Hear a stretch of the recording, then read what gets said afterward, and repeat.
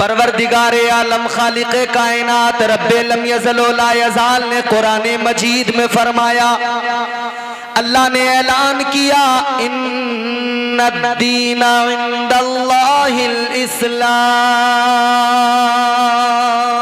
सुभान अल्लाह। अल्लाह ने फरमाया, कुरान मजीद ने मुझे और आपको बताया, ये मजहब जो तुम्हें और मुझे मिला है ये किसी दुनियादार का पसंद किया हुआ नहीं है, किसी दुनियादार का चुना हुआ नहीं है। ये मजहब अल्लाह का पसंद किया हुआ मजहब है, ये मजहब अल्लाह का चुना हुआ मजहब है। जो दीन तुम्हें मिला, जो दीन मुझे दिया है अल्लाह ने, वो खुद चुन कर दिया है। जो तुम्हें और मुझे दीन दिया है अल्लाह ने खुद पसंद करके दिया है। इस दीन को अल्लाह ने चुनकर दिया है। ऐ मेरे अजीजों, अल्लाह ने दीन दिया है, मगर जब हम दीन की राहों पर चलते हैं, दीन के रास्ते पर चलते हैं, तो शैतान बहकाने आता है। जब हम दीन की राहों के मुसाफिर होते हैं, हमें बहकाने के लिए शैतान भी आता है, हमारा नफ्स भी हमें बहकाता है। अल्लाह तो बखूबी जानता था मेरा बंदा जब दीन की राहों पे चलेगा शैतान इसको बहकाएगा, जब मेरा बंदा मजहब की राहों पे चलेगा इसका नफ्स इसको बहकाएगा। तो अल्लाह ने सिर्फ दीन नहीं दिया है, दीन पे चलना है, दीन दिया है, दीन पे सही सलामत चलते रहे। अल्लाह ने इसीलिए आपको और मुझे मुहीयुद्दीन भी दिया है।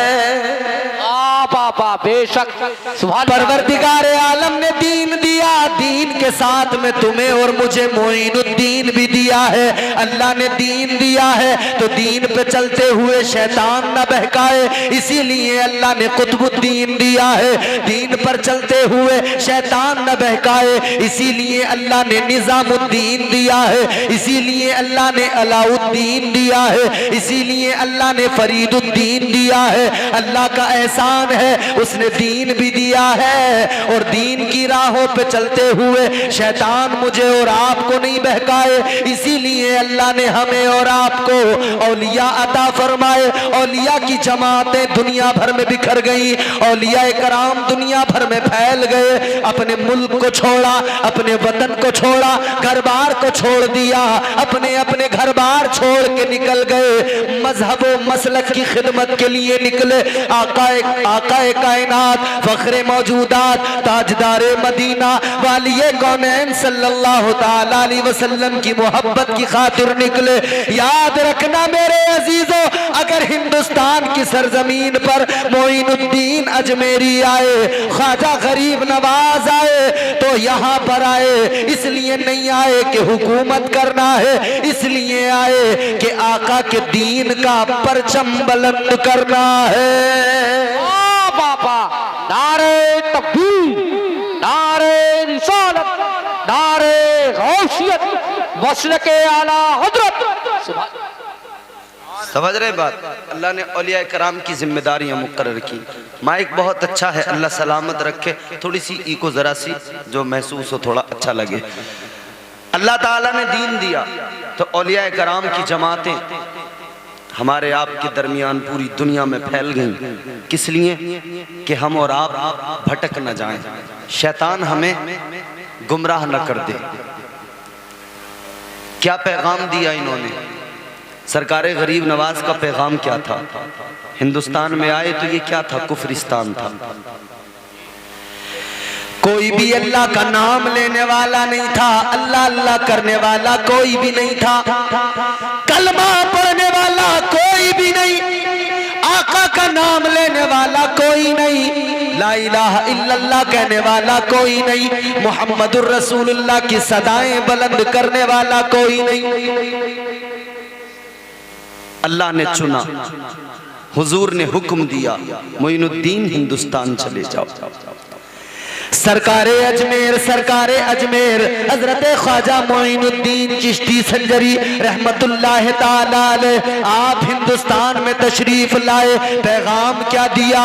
वही पैगाम दिया जो पैगाम मुस्तफ़ा जाने रहमत ने फारान की चोटी पे खड़े हो के मक्के वालों के सामने अपना पैगाम सुनाया था, अल्लाह का पैगाम सुनाया था, अपनी नबूवत का ऐलान किया था। फारान की चोटी पे खड़े होकर तौहीद तौहीद का पैगाम जो आका ने दिया था, जो तौहीद का सबक उधर आका ने पढ़ाया था, उसी सबक को पढ़ाने के लिए हिंदुस्तान में सरकारे गरीब नवाज तशरीफ लाए। बेशक सुभान अल्लाह बेशक। वो पैगाम क्या था? वो पैगाम था कि अल्लाह तबारक व तआला ने हमें और आपको पैदा किया है, इंसान को पैदा किया है। इंसान के अलावा बाकी तमाम मखलूक़ात को अल्लाह ने पैदा किया है, तो इबादत के लायक कोई और नहीं, सिर्फ और सिर्फ परवरदिगार है। परवरदिगार आलम ने कुरान मजीद में फरमाया, अल्लाहु ला इलाहा इल्ला हु अल हय्युल क़य्यूम। अल्लाह तबारक व तआला ने अपनी वहदानियत का, अपनी समदियत का, अपनी उलूहियत का ऐलान किया, अपने खालिक व मालिक होने का ऐलान किया। अल्लाह के कुरान ने बता दिया, ऐ लोगों, अगर सर झुकाया जाएगा, किसी पत्थर के आगे नहीं झुकेगा। सर को झुकाना है तो दरियाओं के आगे नहीं झुकाना है, सर को झुकाना है तो आग के सामने नहीं झुकाना है, सर को झुकाना है तो सिर्फ और सिर्फ अल्लाह के सामने झुकाना है। सर झुकेगा तो सिर्फ और सिर्फ खुदा की बारगाह में झुकेगा। अल्लाह ही इबादत के लायक है, उसके सिवा कोई दूसरा माबूद नहीं है। वो तन्हा है, वो अकेला है, वहदहू ला शरीक है, उसके अलावा कोई इबादत के लायक नहीं है, उसका कोई शरीक नहीं है, वो अकेला माबूद है। ए मेरे अजीजों, याद रखना, दुनिया खुद नहीं बन गई, बनाने वाला कोई है, और जिसने बनाया है वही इस दुनिया का खालिक है, वही इस कायनात का मालिक है। अल्लाहु अकबर। हजारों हजारों हजारों खुदाओं को मानने वाले, हजारों माबूदा ने बातिल को मानने वाले, उन्हें खबर नहीं, मालूम नहीं है। मेरे आका ने 1400 साल पहले यही तो पैगाम दिया था, ऐ लोगों, जिन माबूदा ने बातिल के सामने सर झुकाते हो, याद रखना ये खालिक नहीं, मखलूक है। वाह वाह वाह, बेशक सुभान अल्लाह। सर झुकता है खालिक की बारगाह में, मखलूक के सामने नहीं झुकता। मैं आपको कुरान सुनाऊंगा, कुरान सुनना, आप कुरान से अपने अकीदे को भी समझना। सर झुकेगा तो सिर्फ अल्लाह के हुजूर, वो अकेला खुदा है। अल्लाह कितने हैं बोलो? एक है। बच्चा बच्चा हमारा कहता है ना, हम बच्चों को बचपन से सिखाते हैं अल्लाह एक है। हजरत इमाम आजम अबू हनीफा का दौर था, एक खातून, एक बूढ़ी औरत चरखा चलाती थी, सूत काटती थी।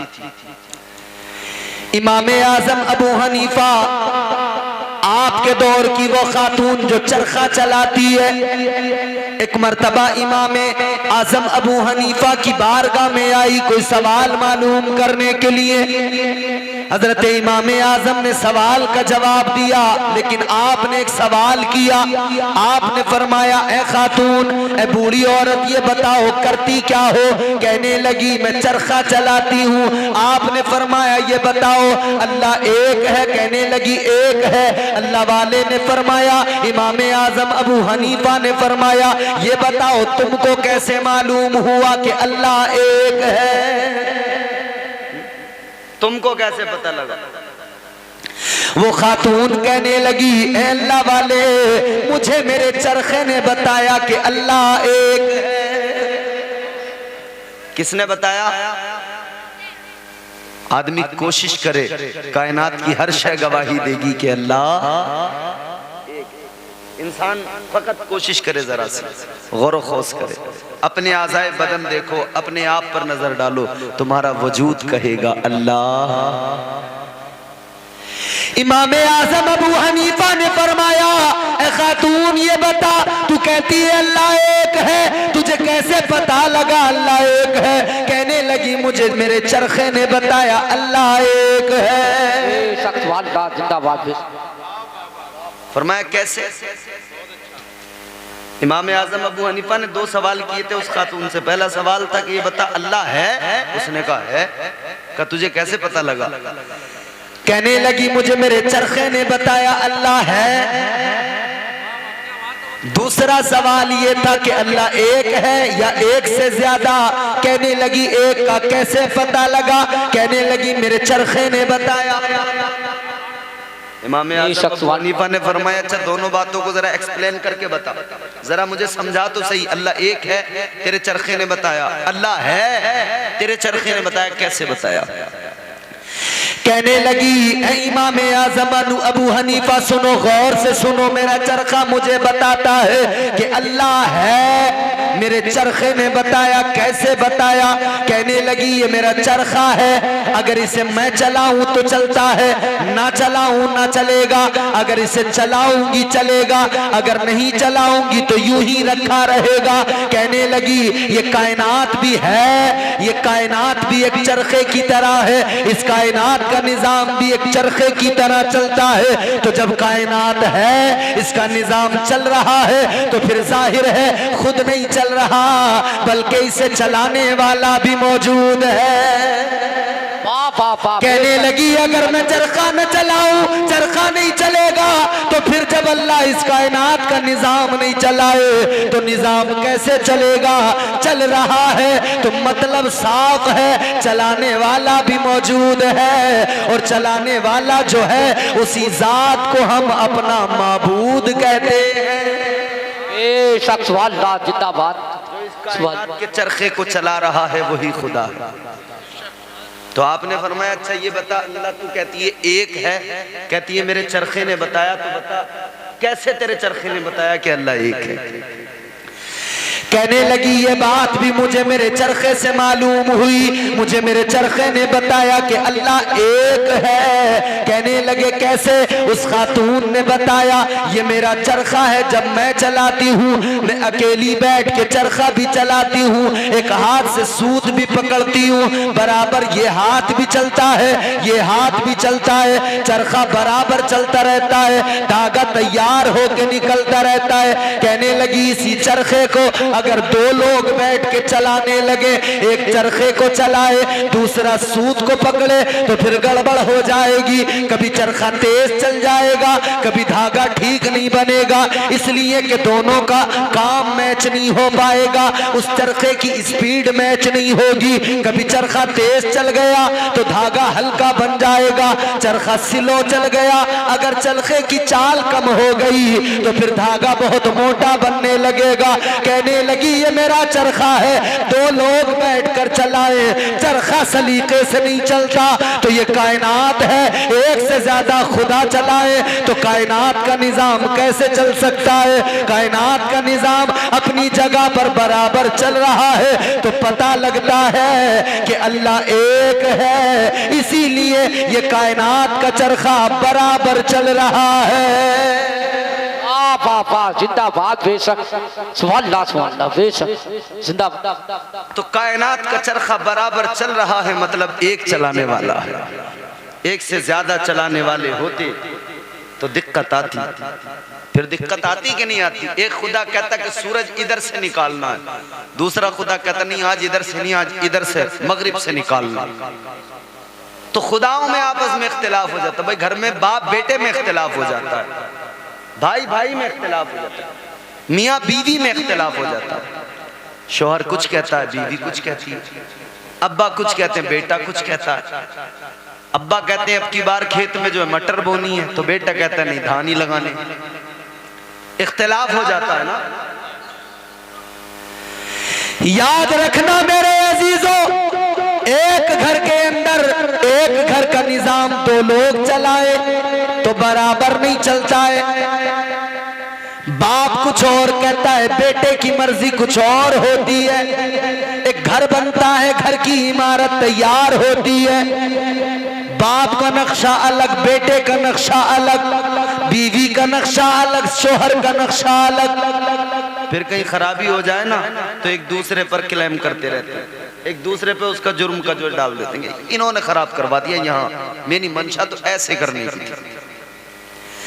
अगर एक से ज्यादा खुदा होते तो एक खुदा कहता कहता मगरिब से निकलेगा सूरज, दूसरा कहता नहीं शिमाल से निकलेगा सूरज, तीसरा कहता जुनूब से निकलेगा।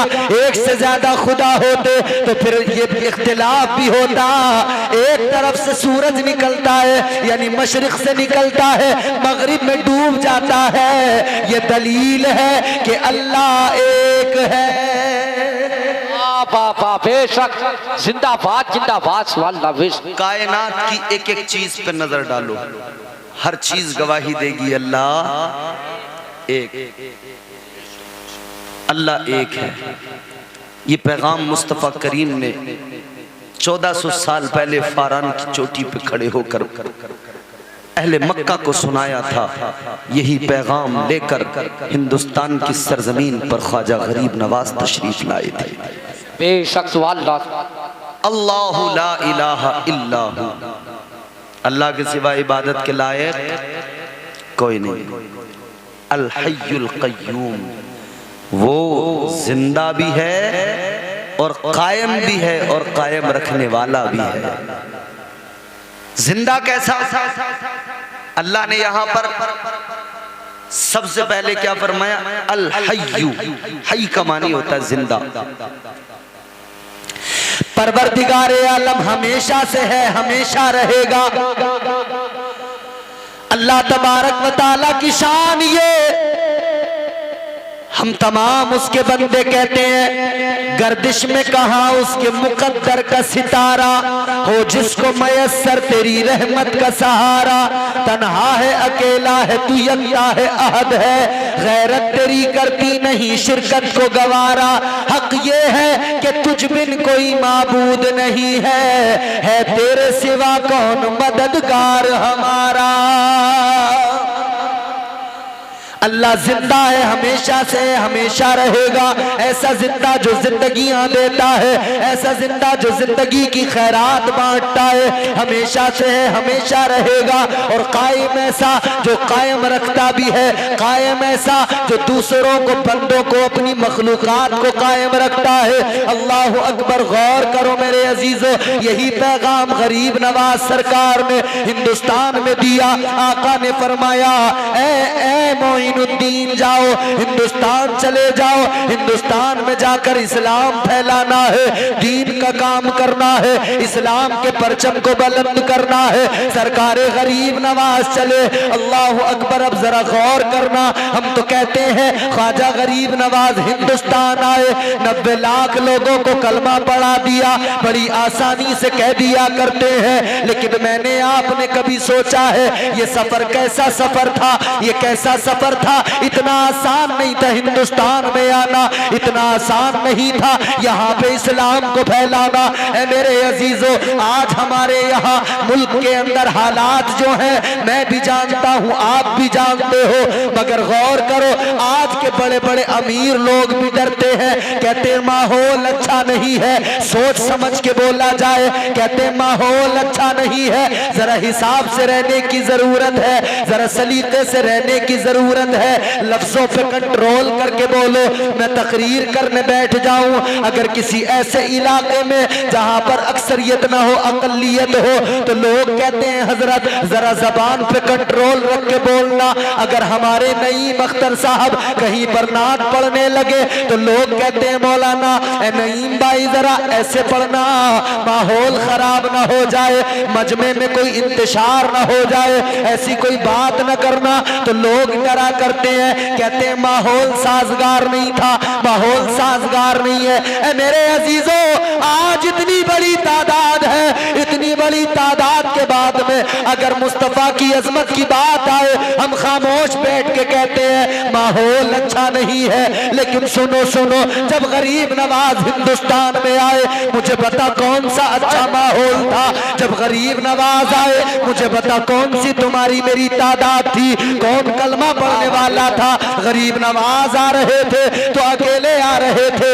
अल्लाहू अकबर कबीरा, क्या करने आ रहे थे यहाँ पर जहाँ पे हर तरफ घंटे बज रहे थे, यहाँ पर इसी मुल्क की फजाओं में अल्लाह अल्लाह के तराने बुलंद करने आ रहे थे।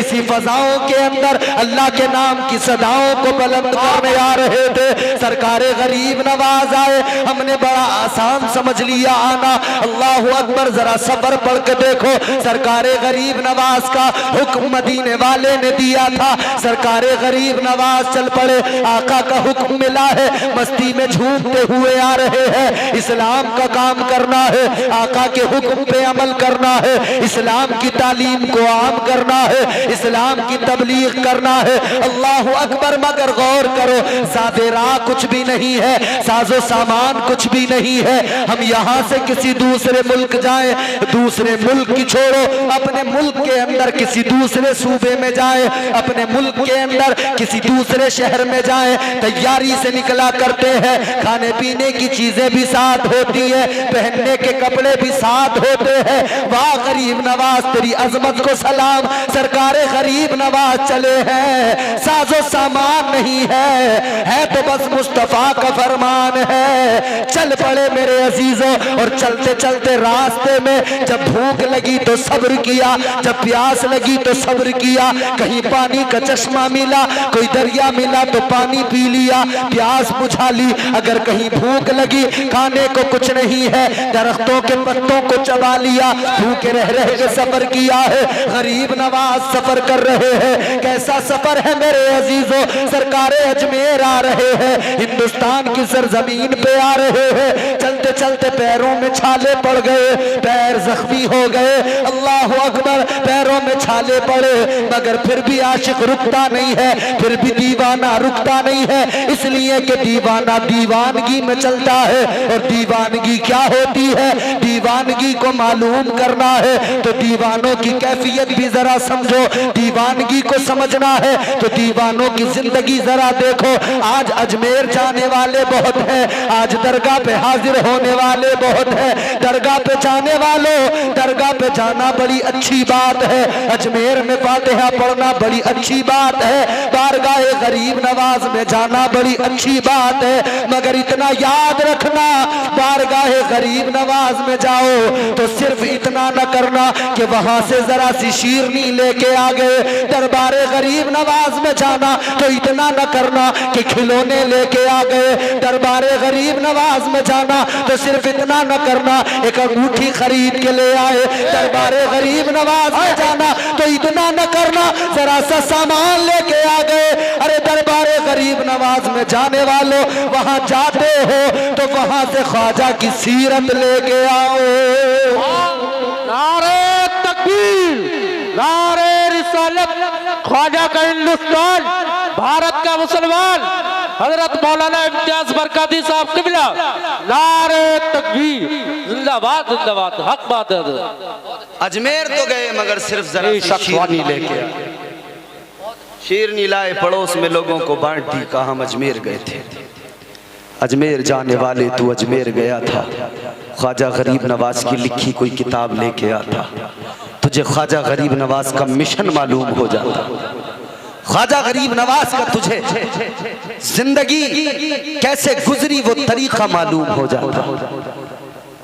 तो क्या हुआ, दरबार में तो गए मगर जैसे खाली गए वैसे खाली कोरे वापस लौट के आए।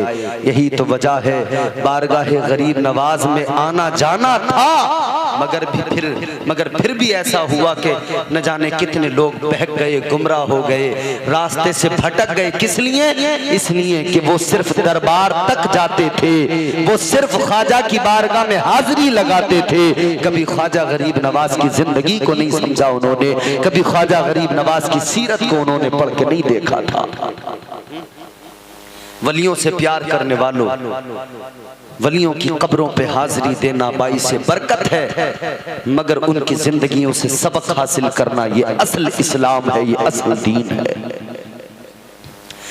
सरकारे गरीब नवाज हिंदुस्तान में आए, बाद में है चर्चा, पहले हो गया। वाह वाह वाह, जिंदाबाद। ये बिल्कुल इसी तरह है। क्योंकि नाना की भी शान यही है ना। सरकार तुम्हारे मेरे आका ताजदारे मदीना दुनिया में बाद में आए, चर्चा पहले हो गया। आका की शान ये दुनिया में बाद में आए, चर्चा आदम ने भी किया, दुनिया में आका बाद में आए, चर्चा पहले से होने लगा, हजारों साल पहले से, बल्कि उस वक्त से जब दुनिया को वजूद मिला है, जब दुनिया को अल्लाह ने वजूद अता किया है, तब से मुस्तफ़ा का चर्चा हो रहा है। आका दुनिया में बाद में आए, मुस्तफ़ा जाने रहमत नबूवत का सेहरा सर पे बांध कर खातिमुन नबीयीन बनकर सब नबियों के बाद में आए, मगर चर्चा पहले से हो रहा था, तज़किरा पहले से हो रहा था, आका की अजमतों के डंके पहले से बज रहे थे। बिल्कुल इसी तरह जिस शान से नाना दुनिया में आए, उसी शान से नाना का नवासा हिंदुस्तान में आया, सरकारे गरीब नवाज हिंदुस्तान में आए, हिंदुस्तान में बाद में आए, चर्चा पहले से होने लगा, तज़किरा पहले होने लगा, अजमतों का डंका पहले बजने लगा। अल्लाह अकबर, गौर करो, राजा पृथ्वीराज चौहान, इसकी माँ एक ऐसी औरत थी जो इल्मे नजूम जानती थी। इसकी माँ ने इसे बताया था, ऐ बेटा सुन ले, एक ऐसा अल्लाह वाला आने वाला है, एक ऐसा दरवेश आने वाला है कि वो आएगा, तेरी सारी हुकूमत खत्म हो जाएगी। जिंदाबाद, बेशक, सुभान अल्लाह, बेशक। चर्चा, बात समझ में आ रही है आप? आ रही है तो जोर से बोलो सुभान अल्लाह। हम बरेली वाले हैं, हम वलियों से मोहब्बत ऐसी नहीं करते कि बस भांगड़ा किया और मोहब्बत खत्म। हम वो गड़रिए नहीं जो भांगड़ा करके मोहब्बत खत्म कर। ये सुनो, ये जुमला मेरा जरा सोच समझ के बिल्कुल सुन लो, जहन में डाल लो। मैंने कहा हम वो गडरिए नहीं। आजकल कुछ गडरिए हैं जो अपने आप को आले रसूल बताते हैं। जब शजरे खनाल के देखो तो पता लगता है, हम तो समझते थे आले रसूल है, हम तो समझते थे कोई ये सैयदजादा है, हमें तो पता लगा था खादिम है, सैयदजादा है, हमें तो पता लगा था अजमेर का खादिम है, ख्वाजा गरीब नवाज के आस्ताने पे रहता है, हमें पता लगा था आले रसूल है। लेकिन जब शजरे खंगाले गए तो पता लगा सैयद एक भी नहीं है, सबके सब फर्जी गडरिए नजर आए। बिल्कुल सच बात कही है हजरत, बहुत खूब, जिंदाबाद, जिंदाबाद। अब बैठे हैं अजमेर में, खादिमों का टाइटल मिल गया, खादिम है, तो क्या किया इन जालिमों ने, जाहिलों ने? वो जाहिल तो अपनी जिहालत का मुजाहिरा करेगा। इसीलिए मैंने कहा बारगाहों में अल्लाह वालों की रहना अलग है और उनकी जिंदगियां देखना, उनकी जिंदगियों से सबक हासिल करना अलग चीज है। अल्लाह वालों की कब्रों पे जाकर भांगड़ा करना, नाचना अलग चीज है और उनके मिशन को आगे बढ़ाना अलग चीज है। ये नाचने वाले क्या समझेंगे कि आला हजरत ने क्या किया, इमाम अहले सुन्नत ने क्या किया? अरे सुन लो गडरियो, अगर आज तुम्हारे घर के अंदर तुम्हें खाने को अच्छी अच्छी ग़िज़ाएं मिलती है, तुम्हारा चूल्हा जलता है, अगर तुम्हें दरबारे गरीब नवाज का सदका मिलता है तो इसलिए मिलता है चादर गरीब नवाज की थी, चादर को बचाने वाला अहमद रजा खान था।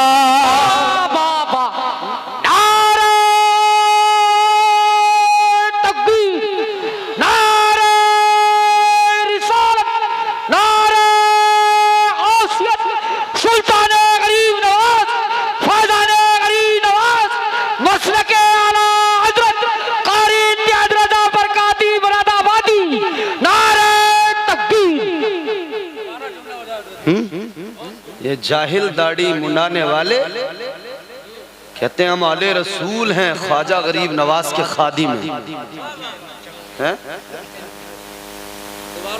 याद रखना मेरे अजीजों, पहचान लो इनको। सरकारे गरीब नवाज पर उंगली कोई बातिल उठाए, जवाब कहां से आता है? बरेली से जवाब आता है। अगर तुम्हारे अंदर दम है तो जवाब दिया करो, कहां से दोगे? तुम तो सारे के सारे जाहिल हो। जब बात आती है गरीब नवाज की अजमत की, जब बात आती है कोई वहाबी खड़ा हो जाए, कोई नजदी खड़ा हो जाए, अहले हदीस खड़ा हो जाए, कोई ख्वाजा गरीब नवाज का गुस्ताख खड़ा हो जाए, तुम बस नाचते रह जाते हो। ख्वाजा गरीब नवाज की इज्जत का मुहाफिज बनकर बरेली का ताजदार आगे आता है। बेशक जिंदाबाद जिंदाबाद, वाह वाह वाह, बेशक सुभान अल्लाह, जिंदाबाद बेशक। भौंक रहे हैं, आला हजरत पे भौंक रहे हैं। अरे तुम क्या समझोगे आला हजरत को? कौन तुम समझोगे? तुम्हारी औकात? ये मुंह और मसूर की दाल आला हजरत को समझने चला है। मैं तुझे बताऊं कौन है आला हजरत। ए गरीब नवाज वालों याद रखना, हम वो सुन्नी मुसलमान हैं, न आस्ताना गरीब नवाज को छोड़ेंगे, न हम सरकार आला हजरत के दामन को छोड़ेंगे। इसलिए कि हमारे सीनों के अंदर गरीब नवाज की मोहब्बत को मजबूती दी तो बरेली के ताजदार में मजबूती दी है। लोग तो आए थे हमें बहकाने, लोग तो कह रहे थे कि वो कब्र के अंदर मुर्दा है, वो कुछ नहीं कर सकते, मुर्दा है। लोग तो बहकाने चले थे कि ये मुर्दा है, मर के मिट्टी में मिल गए। मगर सुनो सुनो, मेरे इमाम ने जवाब दिया, मेरे इमाम ने बताया कि जो कब्रों में चले जाए उन्हें मुर्दा ना कहो, इसलिए कि कुरान कहता है जिंदा वो नहीं होता है जो जमीन के अंदर होता, जिंदा वो नहीं होता है जो जमीन के ऊपर होता है, बल्कि जिंदगी इसको कहते हैं। जिंदगी और मौत का फर्क क्या है? अल्लाह का कुरान पढ़ो। एक तरफ अल्लाह ने चलने फिरने वालों को कहा इन्नका ला तुस्मिउल मौता, चलने फिरने वालों को कुरान ने मुर्दा कहा, खाने पीने वालों को कुरान ने मुर्दा कहा। क्यों मुर्दा कहा? इसलिए कि वो आका के गुस्ताख थे, आका के गुस्ताख थे, इसीलिए अल्लाह के कुरान ने उन्हें मुर्दा कहा। और एक दूसरी कैफियत है, कुरान कहता है जो अल्लाह की राह में कत्ल हो जाए, गर्दन कट जाए, उन्हें मुर्दा ना कहो, वो जिंदा है। वाह बेशक सुभान अल्लाह, जिंदाबाद। कौन बताएगा जिंदगी और मौत का फर्क? बताएगा तो बरेली का अहमद रजा बताएगा। 1000 से ज्यादा किताबें लिखने वाला, जो अपने वक्त का इतना बड़ा टीचर है, इतना बड़ा टीचर है, खुदा की कसम कोई एक सब्जेक्ट पे यहाँ महारत रखता हो ना तो लोग उसकी बड़ी आगे पीछे लगे रहते हैं कि साहब ये फला सब्जेक्ट के टीचर हैं, ये फला सब्जेक्ट पे महारत रखते हैं। इमाम अहमद रजा खान एक सब्जेक्ट के टीचर नहीं थे, मेरे आला हजरत 54 सब्जेक्ट पर महारत रखते थे, 54 उलूम। अल्हम्दुलिल्लाह आला हजरत सरकार ने उन 54 उलूम का मुजाहिरा किया है, उन 54 उलूम पे मेरे इमाम को महारत थी। मगर ये जाहिल जहां भी तुम्हें मिलेंगे, इन्हें चिढ़ क्या है, एलर्जी क्या है, इन्हें दिक्कत क्या है? क्योंकि इस्लाम में पाखंड की कोई गुंजाइश नहीं है और ये पाखंड की दुकानें चला रहे हैं। दरगाह का एक वीडियो बनाया, उस वीडियो को सोशल मीडिया पे डाला, अपना नंबर लिख दिया दुआ करवाना हो तो कांटेक्ट कर लीजिए, हमारे अकाउंट में पैसे डाल दीजिए। अरे वाह, बड़ा अजीब मामला है। कांटेक्ट नंबर देकर दुआओं के नाम पर पैसा लेने वाले आला हजरत पे भौंक रहे हैं। जो हर बात पे पैसा लेते हो, लोगों की जेबें काटते हो, वो आला हजरत पे भौंक निकले।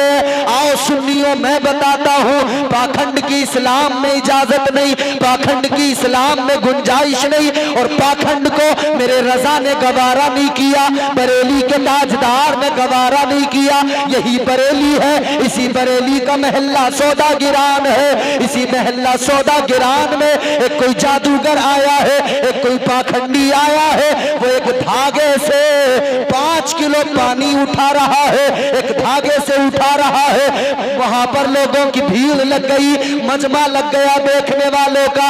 देखने वाले ताज्जुब कर रहे हैं, वाकई बड़ी अजीब बात है, एक धागे से 5 किलो पानी उठा लिया है। लेकिन उसी जगह से जब मेरे आला हजरत का गुजर हुआ, जब बरेली के ताजदार का गुजर हुआ, तो ताजदार बरेली ने फरमाया कि जरा इधर आ, जरा इधर आ, ये 5 किलो पानी है, इसको तू एक धागे से उठा रहा है, मगर सुन ले ये मेरी जूती है, इसका वजन 1-2 किलो भी नहीं है, इसका वजन आधा किलो भी नहीं है, 50 ग्राम मुश्किल से होगा, 100 ग्राम मुश्किल से होगा। तूने धागे से 5 किलो वजन उठा दिया।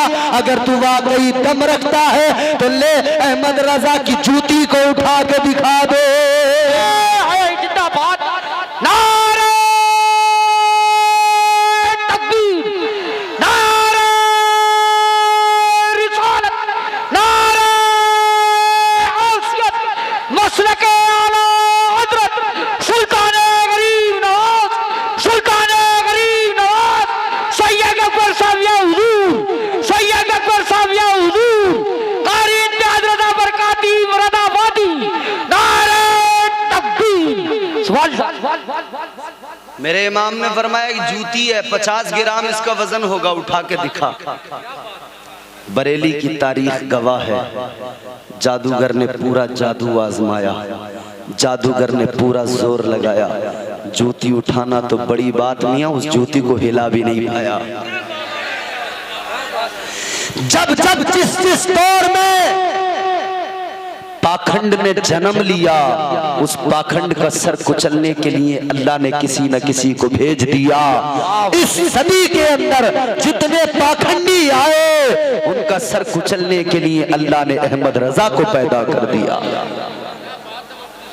चिड़ ये है, ख्वाजा गरीब नवाज का मिशन किसने आगे बढ़ाया? सरकारे आला हजरत ने आगे बढ़ाया। उधर भी जादूगर सरकारे गरीब नवाज की बारगाह में आए थे, जादू के दम पर सरकारे गरीब नवाज को नीचा दिखाना चाहते थे, वो वहां फेल हुए।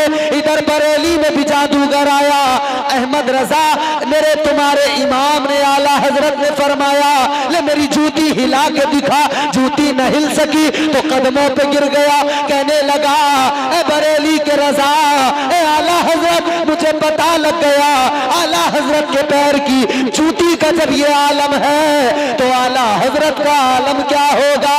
और जब आला हजरत की ये शान है, आला हजरत का ये मकाम है, तो आला हजरत के नबी इमामुल अंबिया का क्या मकाम होगा। पापा बेशक, सुभान अल्लाह, जिंदाबाद। जब उनके गदा भर देते हैं शाहाने जमाना की झोली। जब अहमद रजा का याद, इमाम अहले सुन्नत ने पाखंड का सर कुचल के रख दिया। इमाम अहले सुन्नत ने पाखंड का सर कुचल के रख दिया। और सिर्फ ये एक वाकया नहीं, इमाम अहले सुन्नत ने अपने कलम से जब नोके कलम बातिल अकीदों पे वो कलम की तलवार मारी है ना, तो फासिद खून निकला है, गंदगी निकली है। अकीदे हमारे तुम्हारे शफाफ हो गए, साफ हो गए। अब इन्हें यही तो आला हजरत से चिढ़ है, ये चाहते हैं अपनी मर्जी के मुताबिक नाच कर गा कर जिंदगी गुजारें, शराबे पी के, चरस पी के, गांजा पी के जिंदगी गुजारें। अहमद रजा का कलम जो चला था ना, अहमद रजा के कलम से निकलने वाला एक एक हर्फ इनके पैरों में बेड़ी की तरह आके पड़ जाता है। ये आगे बढ़ना चाहते हैं, शरीयत की हुदूद को पामाल करना चाहते हैं, और आला हजरत की तहरीरें आगे आकर इन्हें रोकती है और दुनिया को इनको चेहरा दिखा दिया करती है। इसीलिए आला हजरत से दुश्मनी है, इसीलिए आला हजरत का बुग़्ज़ इनके सीनों में है। वरना याद रखना, आला हजरत सिर्फ हिंदुस्तान के मुसलमानों के लिए नहीं, हिंदुस्तान के मुसलमानों के इमाम नहीं, आला हजरत तो पूरी दुनिया सुन्नियत के इमाम है। आला हजरत पूरी दुनिया सुन्नियत के मुजद्दिद है। तो गरीब नवाज का फैज उसे मिलता है जो गरीब नवाज की तालीम को और आपके मिशन को आगे बढ़ाता है। मगर यहाँ पे बैठे जाहिल कह रहे सलाम मत पढ़ो। भाई दिक्कत क्या है कि नहीं वो एक सरवर चिश्ती है ना, वो कह रहा है जी प्रोटोकॉल होते हैं हर जगह। बोले हमारे यहाँ आप या नबी सलाम अलैका, हमें कोई दिक्कत नहीं, हम तो सारे सलाम पढ़ते हैं, या नबी सलाम अलैका ये भी पढ़ते हैं, हम तो मुस्तफ़ा जाने रहमत पे लाखों सलाम ये भी पढ़ते हैं। मगर हाँ फर्क तो है ना, मेरे इमाम का कलम जब भी उठा है ना, तो मेरे इमाम ने शायरी भी की है ना, तो उस नौयत की है, उस मेयार की शायरी की है कि जहाँ शायरों की फिक्री परवाजें थक जाती हैं, वहाँ मेरे इमाम की फिक्र का आगाज होता है। बेशक सवाल। किसी ने आका की बारगाह में सलाम पढ़ा, एक सलाम कहा, किसी ने कह दिया या नबी सलाम अलैका, या रसूल सलाम अलैका। लेकिन जब इमाम ने, ताजदार बरेली ने, इमाम अहले सुन्नत ने, तुम्हारे मेरे इमाम ने कलम उठाया, आला हजरत की बारगाह में सलाम लिखा, तो फिर आपने एक बार सलाम नहीं लिखा, एक बार सलाम कहते तब भी बात हो जाती। लेकिन आला हजरत का इश्क तो आगे की मंजिलों पे है, आला हजरत का इश्क अपनी मंजिलों पे, उन मंजिलों पे है जिन मंजिलों पे इश्क को मेराज होती है। अल्लाह अकबर, गौर करो, आला हजरत ने एक बार सलाम नहीं, बल्कि आला हजरत ने फरमाया मुस्तफा जाने रहमत पे लाखों सलाम। बाबा बेशक यानी एक बार में लाखों सलाम, ये इश्क है। एक बार में लाखों सलाम, मुस्तफा जाने रहमत पे लाखों सलाम, शम्ए बज़ में हिदायत पे लाखों सलाम। आका की अदाओं पे नजर डालते गए, आका के वजूद पे नजर डालते गए, और आला हज़रत सलाम लिखते चले गए। देखो कितना प्यारा सलाम है। जिस घड़ी मुस्तफा दुनिया में आए, जिस वक्त मेरे आका की विलादत हुई, उस सुहाने मंजर को देखा, उस सुहाने वक्त को देखा, तो मेरे इमाम ने कहा जिस सुहानी घड़ी चमका तैबा का चांद, उस दिल अफरोज साथ पे लाखों सलाम। आका की पूरी जिंदगी को देखा है, आका के वजूद पे नजर डाली है, आका के हुस्न को देखा है। जब आका की पेशानी को देखा तो फिर यूं कहा जिसके माथे शफाअत का सेहरा रहा, उस जबीने सादत पे लाखों सलाम। आका की नजरों को देखा, निगाहे नबूवत को देखा, तो मेरे इमाम ने कहा जिस तरफ उठ गई तब में दम आ गया, उस निगाहे इनायत पे लाखों सलाम। आका के दस्ते शफकत को देखा, दस्ते सखावत को देखा, तो मेरे इमाम ने कहा हाथ जिस्म से उठा गनी कर दिया, मुझे बहरे सखावत पे लाखों सलाम। मेरे आला हजरत आका की अदाओं को देखते गए और सलाम कहते चले गए, और आखिर में कहा मुझसे खिदमत के कुदसी कहे हाँ रजा, मुस्तफा जाने रहमत पे लाखों सलाम। वाह जिंदाबाद, बेशक सुभान अल्लाह। हजरत सरकार ने हुजूर से मोहब्बत कैसी की है, कैसा प्यार किया है ना, यही तो वजह है। आला हजरत का सलाम कल भी दुनिया में पढ़ा जा रहा था, आज भी पढ़ा जा रहा है।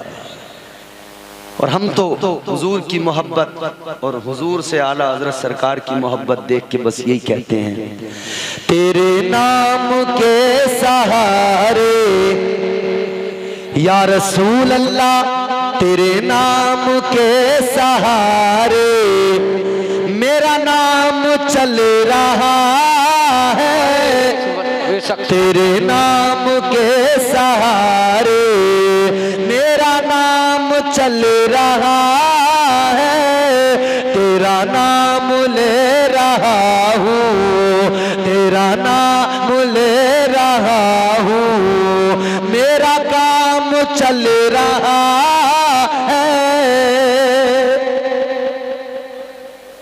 और जिस लिए मैंने ये मतलब पढ़ा वो शेर सुनो, ये नहीं अगर करामत आए बेशक सवाल तो बताओ और क्या है,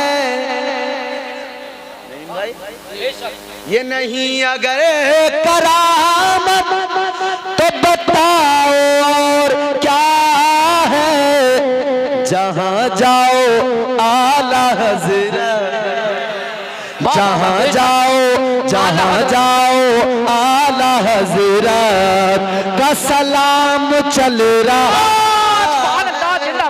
नारे तकबीर, नारे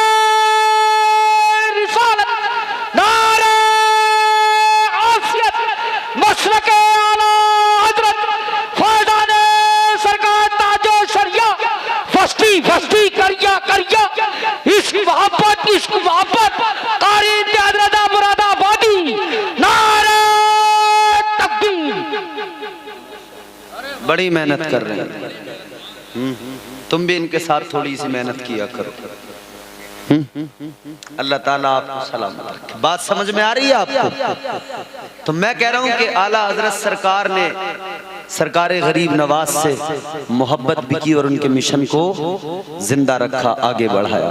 क्या मिशन था मेरे गरीब नवाज का, क्या मिशन था सरकारे अजमेर का? जरा सी दिल से थोड़ी बातें दो तीन मैं आपके सामने सुना रहा हूँ, आप सुन लीजिए। उसके बाद में गुफ्तगू तमाम होगी। गुफ्तगू मेरी बस ज्यादा लंबी चौड़ी नहीं होगी, जरा मोहब्बत से बोले सुभान अल्लाह। पृथ्वीराज चौहान की माँ ने पहले ही बता दिया था कि आएगा एक दरवेश, और जब वो आएगा ना तो तेरी हुकूमत नहीं बचेगी, तेरा तख्त नहीं बचेगा, तेरी बादशाहत नहीं बचेगी। 52 राजा थे, 52 आस पास में इर्द गिर्द में 52 राजा। इसने सबको जमा किया, मुत्तहिद किया पृथ्वीराज चौहान ने। इसने कहा सुनो, एक दरवेश आने वाला है, अगर वो आ गया तो सल्तनतें नहीं बचेंगी, हुकूमतें नहीं बचेंगी, ये कुछ नहीं रहेगा, तख्त ताज नहीं बचेगा। कहा एक काम करो, नाकाबंदी कर दो, वो दरवेश हिंदुस्तान में ना आने पाए, हिंदुस्तान में ना आने पाए। का पहचान कैसे होगी? इसने इसकी माँ से कहा, पृथ्वीराज चौहान ने कि तू नजूमी है, इल्म नजूम जानती है, कुछ बता। उसने कहा फला जगह पे एक जादूगर है, उसे बुला ले। एक जादूगर को बुलाया गया। उस जादूगर ने अपने जादू के जोर पे हुलिया बताया, सरकार अजमेर का हुलिया बताया। उस हुलिये के हिसाब से एक स्केच तैयार हुआ, स्केच तैयार हुआ। उसके बाद में वो स्केच सबको दिखा दिया गया, देखो ये है, ये फकीर, ये दरवेश अगर कहीं से भी किसी भी सरहद से अंदर दाखिल हो, इसे फौरन गिरफ्तार कर लिया जाए, आने न दिया जाए। अब जरा देखो गरीब नवाज की शान, जरा झूम के बोलो, क्योंकि हम सरकार गरीब नवाज से मोहब्बत करते हैं ना। हम क्या कहते हैं? हम पे आते हैं वजीरों में गिने जाते हैं। ये बात सच्ची हो तो बोलना। हम पे आते हैं वजीरों में गिने जाते हैं, चिश्तिया दर के फकीरों में गिने जाते हैं। हम पे आते हैं वजीरों में गिने जाते हैं, चिश्तिया दर के फकीरों में गिने जाते हैं। जब से ख्वाजा ने इनायत की नजर डाली है, कांच के टुकड़े थे हीरों में गिने जाते हैं। ताजदार अजमेर आका का फरमान लेके चले, आका के हुक्म से चले। अभी मुल्तान पहुंचे हैं, यहाँ सारे राजाओं ने अपनी अपनी फौजें लगा दी सरहदों पर। ये बाबा अंदर ना आने पाए, चौकियों पे पहरा लगा दिया गया, नाकाबंदी कर दी गई। आज भी ऐसा होता है, नाकाबंदी की जाती है, चौकियों पे पहरा बढ़ाया जाता है, किस लिए कि मुजरिम कोई आ रहा हो तो वो निकल के न जाने पाए। लेकिन यहाँ पर कोई मुजरिम नहीं आ रहा था, यहाँ पर तो मुस्तफा का नवासा आ रहा था। ताजदारे मदीना ने जिसे चुन के भेजा वो गरीब नवाज आ रहा था। अल्लाहु अकबर। यहाँ पे नाकाबंदी हो गई, यहाँ पे पहरा लगा दिया गया कि अंदर ना आने पाए, जहाँ मिल जाए पकड़ लो, जहाँ मिल जाए गिरफ्तार कर लो, जैसे भी मिल जाए या तो मार दो या गिरफ्तार कर लो। अल्लाहु अकबर। गौर करो, मुल्तान के अंदर है सरकारे गरीब नवाज। मुल्तान जो आज पाकिस्तान में है, कल वो हिंदुस्तान में था। अल्लाहु अकबर। इधर यहाँ से एक राम प्रकाश नाम का राजा पृथ्वीराज चौहान ने एक अपना जासूस भेजा। वो जासूस राम प्रकाश कहने लगा, ए राजा फिक्र न कर, मुझे पता लग गया है कि वो आने वाला दरवेश मुल्तान में है, मैं जा रहा हूँ, मैं उसे पकड़ के लेके आऊंगा या फिर कत्ल कर दूंगा। अल्लाहु अकबर। ये आ गया राम प्रकाश जासूस आ गया, कहा मुल्तान पहुंच गया। मुल्तान में पहुंचने के बाद में अब इसने देखा तो इसने हुलिया तब्दील किया, दाढ़ी भी इसने सामने से लगाई, दाढ़ी इसकी जो मौजूद थी वो अब इसने इस्लामी हुलिया लिबास, इस्लामी हुलिया इख्तियार किया, इस्लामी लिबास पहना, कुर्ता पजामा टोपी वगैरह, ये सारा हुलिया इसने इख्तियार किया। और फिर गरीब नवाज सरकार की बारगाह में गया, मुरीद बन के गया, खादिम बन के गया। इससे ये भी पता लगता है कि जो खादिम बन के सामने आता है जरूरी नहीं वो खादिम हो, ये भी हो सकता है वो कोई राम प्रकाश जासूस हो। मगर ये वाले जो है ना, इनमें और उनमें फर्क था। वो ख्वाजा की बारगाह में गया था, खाली गया था मगर खाली लौटा नहीं था। ये कल भी खाली थे, आज भी खाली। इनकी किस्मत में यही है। राम प्रकाश गरीब नवाज सरकार की बारगाह में खादिम बन के गया, मुरीद बन के गया, हुलिया तब्दील करके गया। 12 दिन तक रहा, 12 दिन तक इंतजार करता रहा। मौका लगे कत्ल कर दूं, मौका लगे मैं इनको कत्ल कर दूं, लेकिन मौका नहीं लगा। आखिर 12वां दिन इसे ऐसा मिला, एक रात ऐसी मिली, सरकारे गरीब नवाज आराम कर रहे हैं। ये आगे बढ़ा, अंदर गया, इसकी आस्तीन में खंजर था, इसने खंजर निकाला, आगे बढ़ा। अभी आगे बढ़ ही रहा था कि गरीब नवाज सरकार जो आराम फरमा रहे थे, ये समझ रहा था सो रहे हैं, आज काम कर दूंगा। गरीब नवाज सरकार ने आराम करते करते फरमाया, राम प्रकाश आओ, कैसे आना हुआ। ए शख्स सुभान अल्लाह जिंदाबाद। आओ, कैसे आना हुआ। इसने देखा तो चौंक गया, एकदम धड़कनें तेज हो गई, झटका लगा। भाई है ये तो सो रहे थे आराम कर रहे। ये नहीं जानता था कि अल्लाह वालों की आंखें बंद हो ये अलग बात है, लेकिन दिल तो उनका जागता रहता है। पहला झटका तो ये लगा कि मेरे सरकार गरीब नवाज ने फरमाया, राम प्रकाश आओ, कैसे आना हुआ। और दूसरा झटका जब लगा, जब मेरे सरकार गरीब नवाज ने फरमाया, 12 दिन से इस तरह से नहीं मिले, कहां थे। बेशक सुभान अल्लाह। ये 12 दिन से ऐसा मौका तलाश कर रहा था। सरकार गरीब नवाज ने फरमाया 12 दिन हो गए, तुम्हें ये मौका नहीं मिला था, आज मिल गया। तो फिर अब ये और ज्यादा झटके पे झटका, और झटके पे झटका तो ठीक था, फिर जोर का झटका।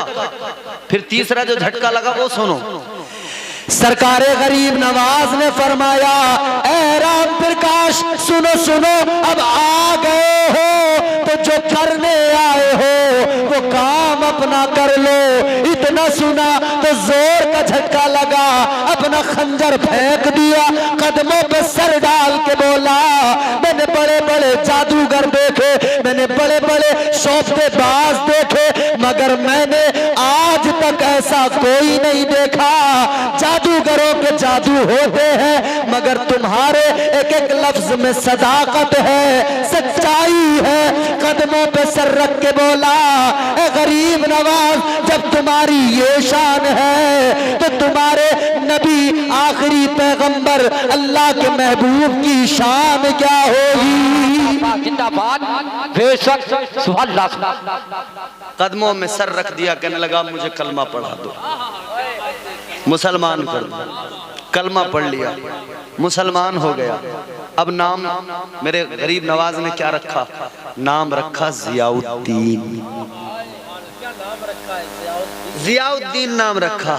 ये वही जियाउद्दीन है जो कल का राम प्रकाश था, आज का जियाउद्दीन सरकार गरीब नवाज का ऐसा खादिम बना, ऐसा खादिम बना, ऐसा खादिम बना कि मुल्तान से लेकर अजमेर तक सरकार गरीब नवाज के साथ साथ अजमेर पहुंचाए, दिल्ली होते हुए अजमेर। ये जियाउद्दीन ऐसा खादिम बना। मैं तो हैरान हूँ, वो राम प्रकाश था जो सच्चा खादिम बन गया। ये कैसे हैं जो खादिम हैं मगर इन्हें देखो तो राम प्रकाश के राम प्रकाश ही नजर आते हैं। ख्वाजा गरीब नवाज से मोहब्बत का दावा है, मगर इनके कोई भी कारनामे ऐसे नहीं। दरगाह में झगड़ा फसाद, लड़ाई मारपीट, ये गुंडागर्दी, जिहालत, अल्लाह रहम फरमाए। मगर सुने, सरकार गरीब नवाज मुल्तान से चले, साथ में जियाउद्दीन आपके खादिम जो कल तक राम प्रकाश थे, आज गरीब नवाज के कदमों की बरकत से मुसलमान हुए। अब देखो तुम्हारे मेरे गरीब नवाज सरकार अजमेर मोइनुल हिंद, मोइनुल औलिया, हिंदल वली। अच्छा, हिंदल वली लफ्ज आपने बड़ा सुना होगा, हुजूर गरीब नवाज का एक लक़ब है, सब बोलते हैं हिंदल वली। हिंदल वली का मतलब क्या, हम और आप क्या समझते हैं? हिंदल वली, हिंद के वली, हिंदुस्तान के वली। नहीं, अरबी की तरकीब उल्टी होती है। मुजाफ मुजाफ इलैह की जब तरकीब होती है तो अरबी की क्या होती है? उल्टी। ये जो सिफत मौसूफ वाला मामला है ना तरकीब का, तो इसका माना ये नहीं बनेगा कि हिंद के वली, इसका माना बनेगा वली का हिंदुस्तान। मोइनुल हिंदल वली का जो माना है ना वो ये नहीं कि हिंदुस्तान के वली, इसका माना है वली का हिंदुस्तान। यकीनन ये हिंदुस्तान कल भी गरीब नवाज का था, आज भी गरीब नवाज का है। सुभान अल्लाह। अभी इसीलिए तो हम लोग कहते हैं ना, कुर्सी पे कोई भी बैठे राजा तो मेरा ये आपको हमारे नईम अख्तर साहब बेहतर सुनाएंगे, कभी कोई मौका आएगा तो। कुर्सी पे कोई भी बैठे राजा तो मेरा ख्वाजा है। अब सरकारे गरीब नवाज चले मुल्तान से, चले कहां, दिल्ली की तरफ चले, पंजाब होते हुए। तो जियाउद्दीन ने कहा था, सरकारे गरीब नवाज के खादिम ने कहा था, ऐ सरकार गरीब नवाज, पहरा लगा हुआ है, सिपाही खड़े हुए हैं, क्या होगा? आपने फरमाया मेरे साथ चलते रहो, वही होगा जो मंजूर खुदा होगा। फानूस बन के जिसकी हिफाजत हवा करे, वो शम्मा क्या बुझे जिसे। अरे जोर से बोलो। हाँ, असली क्रीम तो ये है ना मेरे सामने, वो तो फटा हुआ दूध था जो सब बह गया इधर उधर।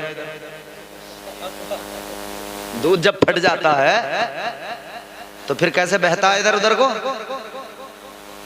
मगर जो उससे क्रीम निकलती है ना, वो क्रीम काम की होती है। ये क्रीम है बिल्कुल असली वाली। कलंदर संगमरमर के मकानों में नहीं मिलता, ये असली घी है, बनिए की दुकानों में नहीं मिलता। हाँ, हमें शेरो सुखन अहमद रजा के दर से मिलता है। ये अच्छा, हाँ ये अच्छा शेर है जो कारखानों में नहीं मिलता। माशाअल्लाह। आपने फरमाया वही होगा जो मंजूर खुदा होगा। चलो मंजिल की तरफ बढ़ना हमारा काम, और मंजिल पे पहुंचाना अल्लाह का काम। मंजिल पे पहुंचाना अल्लाह का काम है। कल गरीब नवाज ने यही दर्श दिया था, मंजिल की तरफ बढ़ो, मंजिल पे पहुंचाना अल्लाह का काम है। और जब हम अपनी मंजिल की तरफ चलते हैं तो फिर अल्लाह का काम मंजिल पे पहुंचाना, मगर बीच में कुछ मुल्ला मिल जाते हैं, वो रोकते हैं रास्ता। सामान लेकर स्टेशन पे पहुंचोगे, कोई पूछेगा कहाँ जा रहे हो, हमने कहा अजमेर, कहने लगा बरेलवी है, कहने लगा भैया बरेलवी से रोको जल्दी। मुल्ला फौरन बेचैन हो गया, कहने लगा क्या करोगे जाके, कुछ भी तो नहीं है, एक कब्र है। एक निकला था जो यही कहता था खड़ी मूर्ति पड़ी मूर्ति, खड़ी पड़ी करते करते ऐसा अंदर गया, ऐसा अंदर गया, गरीब नवाज की ऐसी लानत उस पे हुई। समझ गए ना? खड़ी पड़ी करता रहा इधर, मगर अब ऐसा अंदर गया। अब वही हिसाब लगाता होगा मैं खड़ा हूं या पड़ा हूं। याद रखना, जिसने भी वलियों के सामने आकर उनका मुकाबला किया, अल्लाह ने उसे जलील कर दिया। जिन्होंने भी गुस्ताखियां की, अल्लाह ने उन्हें ऐसा जलील किया। आज भी देखो, गुस्ताख जो भी गरीब नवाज का मिलेगा, उसके चेहरे पे नहूसत अलग नजर आएगी, उसका चेहरा अलग ही नजर आएगा, दूर से पता लगेगा सड़ा हुआ है। अच्छा, दोनों पे है, इधर बाहर वाला सड़ा हुआ है और जो अंदर पड़ा है वो भी सड़ा हुआ, वो बस इसी में पड़ा हुआ है। धूना लगा के उसने लगाया, उसने चिलम में सुल्फा और खींच रहा बैठा हुआ। और कैसे खींच रहा? ऐसे खींच रहा है, उसके आसपास में 2-4 जाहिल भी। मैं कलियर शरीफ में मेरा बड़ा आना जाना भी रहा है, मैंने वहाँ बड़े धूने देखे, गांव में धूना लगा पड़ा, छोटे छोटे बच्चे धूने पे जाकर बैठ रहे हैं बाबा के पास। बाबा क्या कर रहा है, एकदम खुद लगाता है, कश खुद मारता है, एक बच्चे को लगवाता है। इसकी हालत कैसी हो गई बाबा की, नंगा बैठा है बिल्कुल, जैसे ही खींचता है ना पेट अंदर कमर से मिल गया, एक एक पसली गिन लो। और बाज दफा तो ऐसा हो जाता है कि ये इधर कश लगाता है, इधर इसका पेशाब निकल जाता है। जैसे चिलम में दम मारा, इसने चिलम में कश लगाया। जाहिल जो आसपास बैठे थे इसके मुरीद चेले चपाटे, सारे के सारे चिलम पीने वाले, चिलमबाज नशेड़ी, सारे के सारे सुल्फेबाज गंजेड़ी कहने लगे बाबा ने चिलम पी ली, अब करामत दिखाएंगे। मैंने कहा करामत की बात न कर, करामत क्या दिखाएगा, पहले जाके इसका देख ले पजामा पीला मिलेगा। पहले इसे हजामत को तो देख इसकी, जो गैबी तौर पे हो रही है। करामत की बात करने वाले, तूने करामत को समझा क्या है भाई? करामत को तुमने समझा क्या है? चिलम पी के करामत होगी, सुल्फा पी के करामत होगी। अच्छा, कहीं कुरान ने कहा कि सुल्फा पी के करामत होती है, तो ये वली हैं जो सुल्फा पी के करामत करते हैं। कुरान ने वलियों का तारुफ किया तो कुरान ने वलियों की सिफात बयान की, वलियों की पहचान कराई। अल्लाह के कुरान ने ये जाहिल जितने गजेड़ी बैठे हैं किसी का जिक्र नहीं किया। अल्लाह ने जिक्र किसका किया? वलियों का जिक्र किस अंदाज से किया? अल्लाह ने फरमाया वो वली होते हैं जो रातों को जाग कर अल्लाह की इबादत करते हैं। जिंदाबाद। क्या फरमाया अल्लाह ने कुरान में? वल्लज़ीना यबीतूना लिरब्बिहिम सुज्जदन व क़ियामा। अब ये वलियों की तारीफ अल्लाह का कुरान कहता है जो रातों को जाग कर इबादत करे। नईम भाई का इशारा मुझे मिल रहा है, एक जगह और तकरीर करते हुए मैंने 2-1 सच्ची बातें बताई थी, कह रहे वो भी जरा बताओ। हमने ऐसे ऐसे झूठे कज़्ज़ाब लोगों को भी देख लिया, हैरान हो जाओगे तुम, ऐसे ऐसे झूठों को हमने देखा। हमारे यहाँ एक तरफ तो लोग इतने जाहिल हैं, इतने जाहिल हैं, इतने जाहिल हैं कि उन्हें कुछ पता ही नहीं है दीन होता क्या। वो आला हजरत से इसीलिए चिढ़ भी रखते हैं, उन्हें आला हजरत से इसीलिए दिक्कत भी है कि आला हजरत ने कहा उस वली से मोहब्बत करो जो कुरान के मुताबिक वली है। सुभान अल्लाह, सुभान अल्लाह। और ये जाहिल कहते हैं कि जो भी है बस जी बस लगे रहो। ऐसे ऐसे मजार, लानत अल्लाह की, मजार बना लिए जाहिलों ने। कैसे? मैं एक जगह पे, बिल्कुल सच्ची बात है, मजाक नहीं है ये, कभी अगर जाने का दिल करे तो एड्रेस भी मुझसे ले लेना, मैं बता दूंगा। एक मजार बना हुआ है, मैं गया हूँ वहाँ। मैंने जब मालूम किया किसका मजार है तो बताने वालों ने बताया मौलाना ये जो मजार है ये सट्टे शाह बाबा का मजार है। किसका? सट्टे शाह बाबा। मैंने कहा है सट्टे शाह बाबा क्या मतलब? बताने वाले ने बताया मौलाना सारी जिंदगी इन्होंने सट्टे का नंबर बताया, तो हम सटोरों ने एक काम कर दिया, इनका मजार बना दिया। बहुत बढ़िया। अल्लाह लानत, बेशुमार अल्लाह उसके रसूल की लानत हो, फरिश्तों की लानत हो।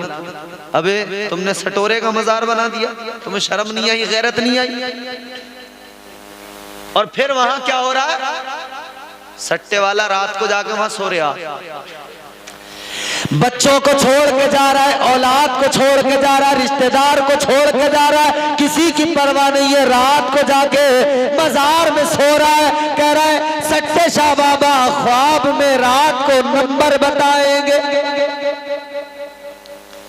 ये ऐसी बीमारी है सट्टा, जैसे दीमक किसी लकड़ी को लग जाए तो पूरी को अंदर से खा लेती है, खोखला कर देती है। जो सट्टे के चक्कर में पड़ गए वो अंदर तक खाली हो जाता, कुछ नहीं रहता। और कुछ जगह ऐसी देखी हमने मियाँ, शोहर अलग सट्टा लगा रहा, बीवी अलग लगा रही है अपना नंबर, दोनों अपना अपना लक आजमा रहे हैं। और ये क्रिकेट हमारे यहाँ चल रहा है, इस पे बड़ा सट्टा लग रहा। पहले बड़े लेवल पे लगता था, अब तो हर हाथ में मोबाइल है, हर आदमी मोबाइल पे टीम बना रहा, कह रहा मैं अपनी टीम बनाऊंगा। टीम बना के ड्रीम 11 क्या होता है उस पे लगा रहे हैं सट्टा। ड्रीम 11 पे टीम बना के सट्टा लगाने वालों याद रखो, अगर ये जायज होता तो बरेली से हुक्म आ जाता, बरेली से फतवा आ जाता, सुन्नियों सट्टा लगाओ, ड्रीम 11 पर टीम बनाओ और सारे के सारे मालदार हो जाओ।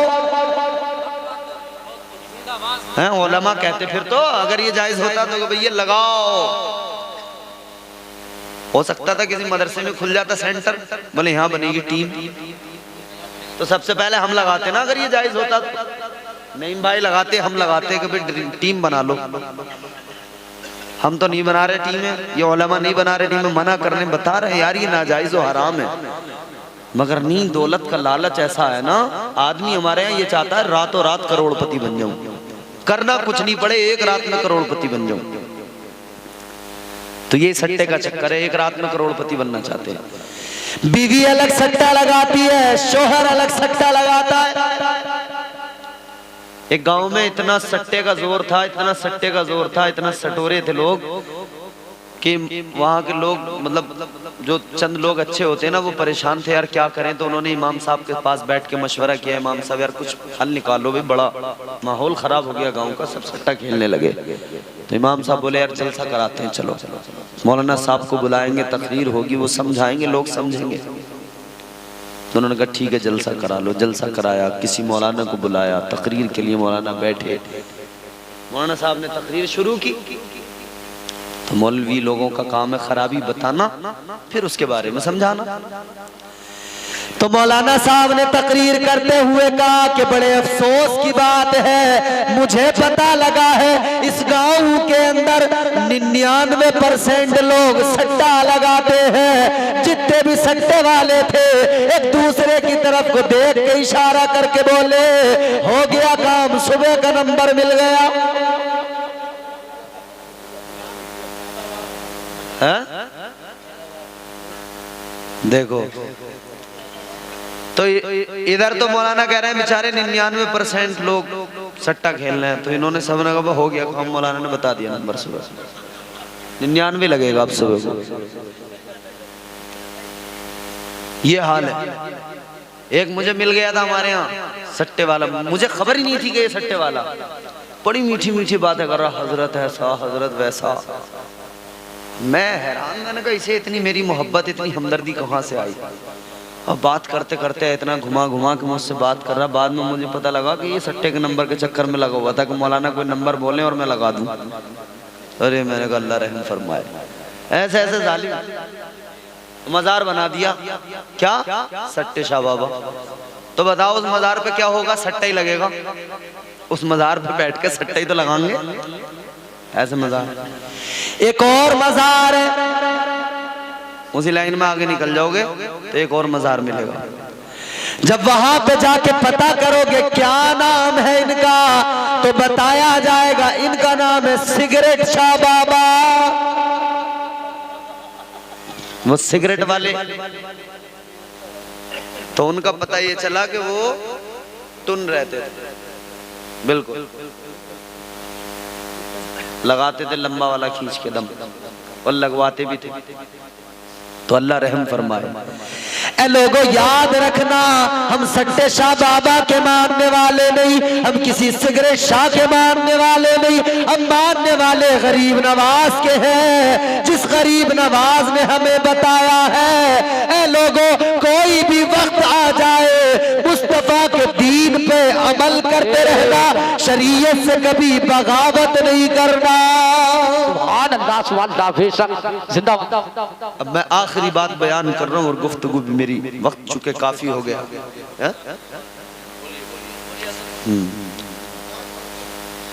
हुजूर सरकार गरीब नवाज चल पड़े। आपने फरमाया जियाउद्दीन चलते रहो,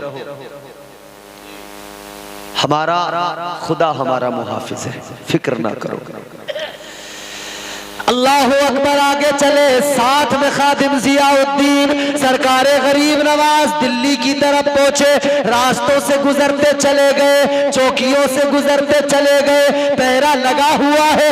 जियाउद्दीन ने कहा, ए गरीब नवाज सरकार, समझ में नहीं आता है, ये सारे खड़े हैं और देख रहे हैं, हम गुजर रहे हैं, ये किसी को भी इतनी, ये मैं हैरान हूं, हुलिया तुम्हारा या तो ये भूल गए या फिर इन्हें पता नहीं क्या हो गया, ये तुमको पकड़ भी नहीं रहे हैं, इनके सामने से हम गुजर रहे हैं। सरकार अजमेर ने बताया, मोइनुल औलिया ने बताया, सरकार गरीब नवाज ने फरमाया, ए जियाउद्दीन सुन लो, अल्लाह तबारक व तआला का करम है, वो जिसे चाहे मैं उसे नजर आता हूँ, जिसे ना चाहे मैं उसे नजर नहीं आता हूँ। वाह, बेशक सुभान अल्लाह। सरकार गरीब नवाज हिंदुस्तान में आए, चर्चा पहले हो गया। ये बिल्कुल इसी तरह जैसे मेरे आका दुनिया में आए, चर्चा, क्योंकि नवासे तो उसी रसूल के हैं ना। तो अल्लाह तबारक व तआला ने वही नाना वाली चंद क्वालिटीज इनको भी अता की है, चंद खूबियां। तो दूसरी खूबी क्या, उधर हुजूर हिजरत की रात जब चले हैं ना, कुफार का पहरा लगा हुआ है, ताजदार मदीना को मक्का छोड़ के मदीना जाना है। मेरे आका ने फरमाया, अली इधर आओ। या रसूल अल्लाह हाजिर। हुजूर ने फरमाया, अली ये बिस्तर है मेरा, इस पे सो जाओ। मौला अली बिस्तर पे सो गए। हुजूर सिद्दीक अकबर को साथ लिया, मौला अली को बिस्तर पे सुलाया, निकल गए। सारे के सारे काफिर तलवारें लेके खड़े थे, कत्ल कर देंगे, तलवारें लेके खड़े थे इंतजार में। लेकिन अल्लाह का करम देखो, मेरे हुजूर उनकी आंखों के सामने से गुजरे, मगर किसी को आका नजर नहीं आई। हुजूर गुजर गए। उधर ताजदारे मदीना गुजर गए, उधर नाना जिस तरह से गुजरे किसी को नजर नहीं आए, इधर नवासा भी इसी तरह से गुजर गया, किसी को नजर नहीं आया। मगर इधर जब गुजरे हैं ना सरकार गरीब नवाज, अब ये दिल्ली पहुंच गए। दिल्ली से फिर आगे चले अजमेर की तरफ। यार 52 राजा, उनकी फौजें, उनकी सिपाही एक अकेले सरकार गरीब नवाज के खिलाफ खड़े थे। सरकार गरीब नवाज को अरेस्ट करना चाहते थे, मगर देखो जिसे अल्लाह रखे उसे कौन। ताजदार अजमेर सरकार गरीब नवाज जब दिल्ली से चले अजमेर की तरफ, तो क्या शान है। दिल्ली से अजमेर पहुंचते पहुंचते सरकार गरीब नवाज ने 7000 लोगों को कलमा पढ़ा दिया था। बेशक सुभान अल्लाह, जिंदाबाद। बेशक 7000 को कलमा पढ़ा। अजमेर पहुंच गए। बात तो ये अगर मैं तारीख बयान करूं ना बड़ी तवील है पूरी दास्तान, इसके लिए वक्त दरकार है। मैं शॉर्टकट में एक बात बता रहा हूं आपको। अजमेर पहुंच गए। आपने देखा अजमेर के अंदर जगह जगह पर, वहां तराफ में, पूरा हिंदुस्तान में यही था ना, सिर्फ घंटे ही बजते थे और तो कुछ नहीं होता था। सरकार गरीब नवाज ने देखा कि आखिर ये करते क्या है मंदिर में अंदर जाके। आपने जब जाके देखा ना तो उधर साज बज रहे, ढोलक पटक रही है, हारमोनियम बज रहे हैं, साज बजाए जा रहे हैं। तो सरकार गरीब नवाज ने देखा भाई इसका मतलब ये है कि हिंदुस्तान के लोगों को म्यूजिक से बड़ी मोहब्बत है, इसीलिए अपनी इबादत गाहों में, अपनी इबादत के अंदर भी म्यूजिक को शामिल करते हैं और साज बजा के अपनी इबादतें कर रहे हैं। इसका मतलब, और आज भी हम लोग देख रहे हैं ना, साज म्यूजिक इबादतों में, यहाँ हमारे लोगों के यहाँ है ना, पूजा करते हैं तो वो साथ साथ म्यूजिक भी चलता है। जैसे हम तकरीर कर रहे हैं ना, जब वहाँ तकरीर उनके बाबा करते हैं ना सत्संग, तो पीछे से वो हारमोनियम बजाता रहता है। उसकी धुन में वो बाबा मस्त होकर बोलता है। ठीक है, उनका है वो, ये हमारा है। हम किसी पे उंगली नहीं उठाते हैं, किसी को कुछ नहीं कहते। हालांकि पाखंड हमने अभी अभी हाल हाल में बहुत कुछ देखा है, मगर हम फजूल लोगों का जिक्र करके अपने जलसे में अपनी बात को इतना नहीं, मगर हम सिर्फ इतनी सी बात कहना चाहते हैं कि सरकार गरीब नवाज की तालीम क्या है, कैसे आपने दीन फैलाया। हम कह देते हैं बस जबान पे इतना सा, 1 मिनट में जबान पे आया कि जिस ख्वाजा गरीब नवाज आए 90 लाख को कलमा पढ़ा दिया। तुमने सोचा कैसे पढ़ाया, कितनी मेहनत की उसके लिए, क्या कुछ नहीं किया। सुनो आखिरी बात, सरकार गरीब नवाज ने देखा कि भाई इन्हें म्यूजिक से, इन्हें साज से बड़ी मोहब्बत है, तो आपने कहा मैं भी इनको अपने पास बुलाना है तो कुछ ना कुछ तो करना पड़ेगा, इनका अट्रैक्शन अपनी तरफ करने के लिए कुछ ना कुछ तो करना पड़ेगा। सरकार गरीब नवाज ने एक सारंगी बनाई। क्या? सारंगी।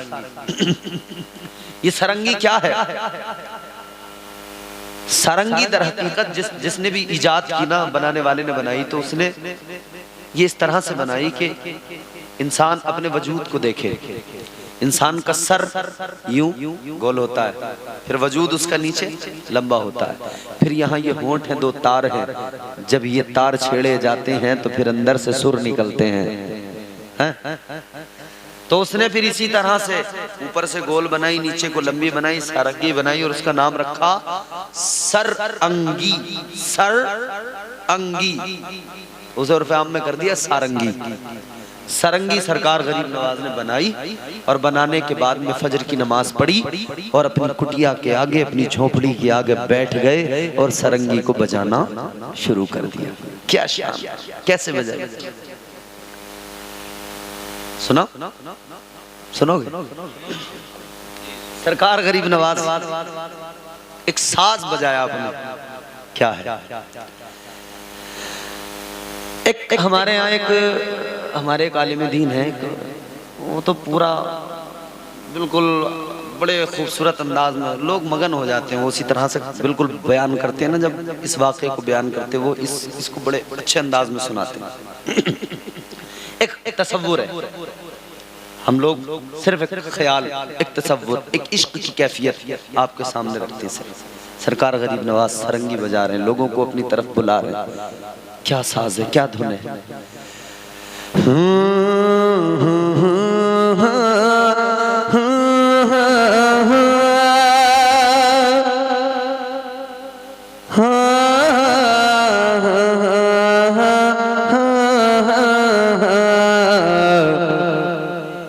जब सरकार गरीब नवाज ने एक साज छेड़ा है तो आने वाले आते गए, क्योंकि इन्हें तो म्यूजिक से प्यार था।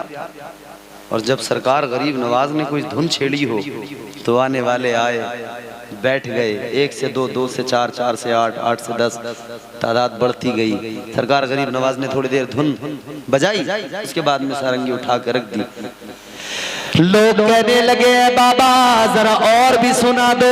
सरकार गरीब नवाज ने फरमाया आज के लिए बस इतना, मजीद सुनना है कल फिर आना। जिंदाबाद। चर्चा हुआ लोगों में कि भाई बाबा ने बड़ा अच्छा साथ सुनाया, भाई उठने को तबीयत नहीं होती। तो पहली बात, अगले दिन फिर फजर की नमाज पढ़ी, फिर आपने बजाना शुरू कर दिया।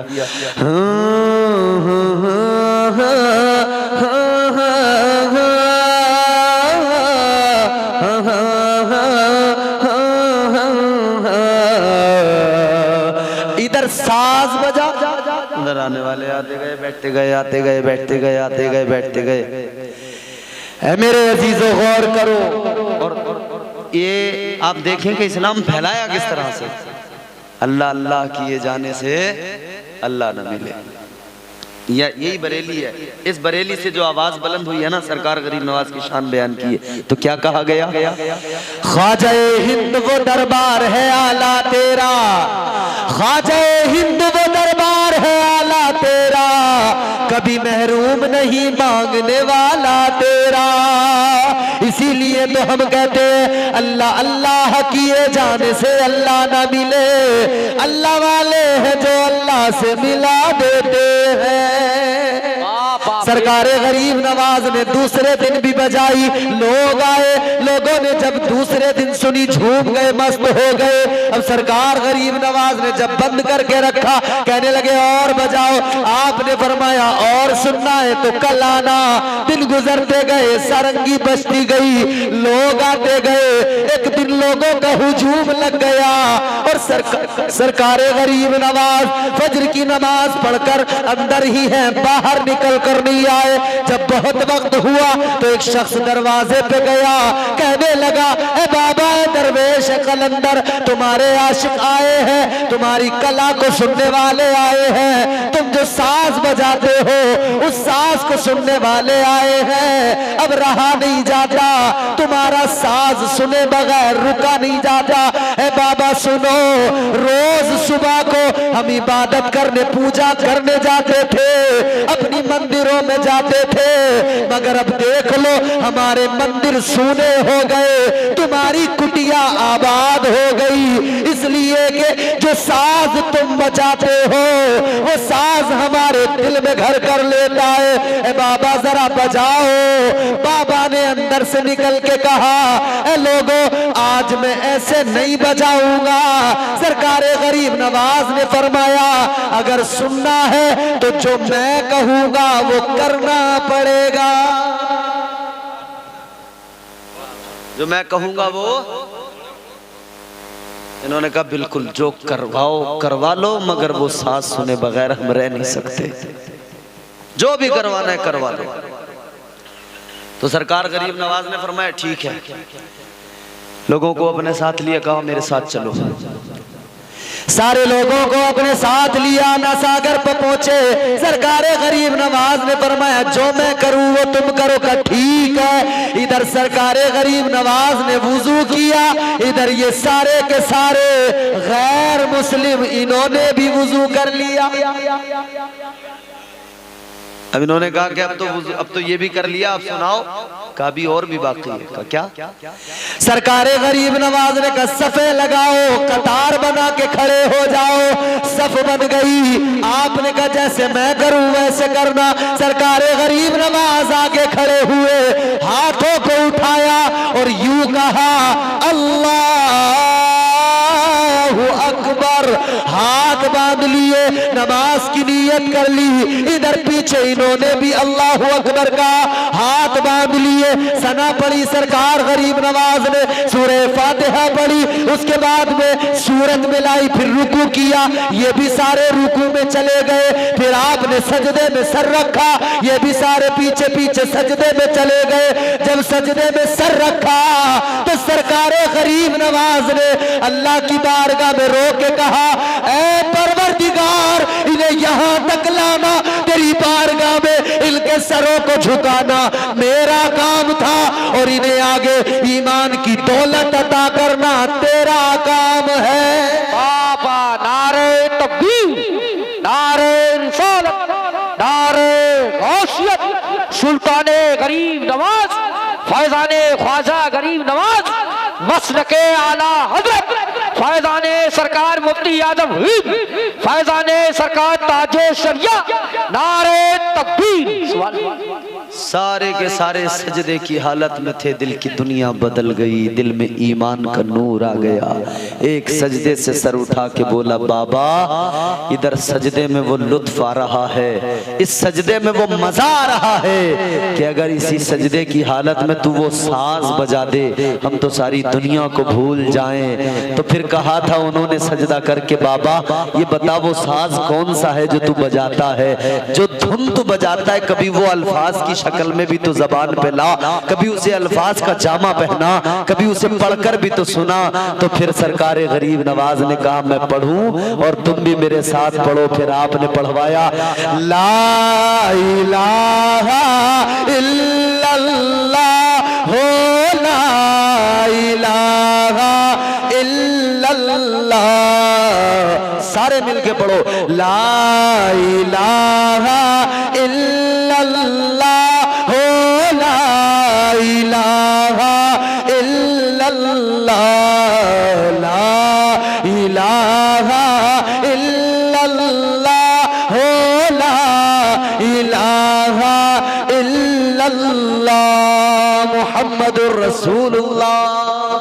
सल्लल्लाहु ताला अलैहि वसल्लम। कलमा पढ़ाया सरकार गरीब नवाज ने, सबके सब दायरे इस्लाम में आ गए, मुसलमान हो गए। प्यारे, इस इस्लाम को इस तरह से हिंदुस्तान में सरकार गरीब नवाज ने फैलाया है, इस इस्लाम को इस तरह से हमें और आप तक ये इस्लाम पहुंचा है, सरकार गरीब नवाज का एहसान है। तो फिर आज हम और आप इस एहसान को मानते हुए तकरीर के आखिरी वक्त में और आखिरी जुमलों में सरकार गरीब नवाज का एहसान भी मानते हुए आज इस मजमे में बैठकर ये अहद करें कि हम जब तक जिएंगे अजमेरी सरकार से मोहब्बत करते रहेंगे, जब तक जिएंगे आला हजरत से प्यार करते रहेंगे। वो कलमा जो हमें हमारे सरकार गरीब नवाज ने सिखाया है वो हमेशा हम पढ़ते रहेंगे, और जब भी हमसे कोई गुनाह होगा हम फौरन तौबा करेंगे। और आज की गुफ्तगू के लिए भी हमारी तौबा, अल्लाह ताला हमें मुआफ फरमाए, कोई गलती हुई हो सबकत लिसानी की वजह से, और तकरीर भी इसी पे खत्म करेंगे। और वही हम आखिरी बार पढ़ेंगे जो सरकार गरीब नवाज ने सबको कलमा पढ़ाया।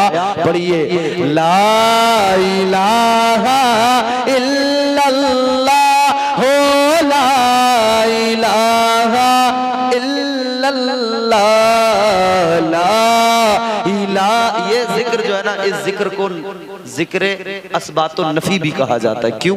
क्योंकि इसमें इनकार भी है, इकरार भी है। इनकार तमाम झूठे खुदाओं का, माबूदाने बातिल का। इकरार उस अकेले खुदा की खुदाई का, उस अकेले परवरदिगार की वहदानियत और समदियत का, जिसका मफहूम कुरान मजीद की ये सूरह मुबारक अपने अंदर समेटे हुए है। ये आयत करीमा जिसमें अल्लाह ने फरमाया, अल्लाहु ला इलाहा इल्ला हुवल हय्युल क़य्यूम। अल्लाह ही इबादत के लायक है, वही जिंदा है, वही कायम है, कायम रखने वाला है। अल्लाह ताला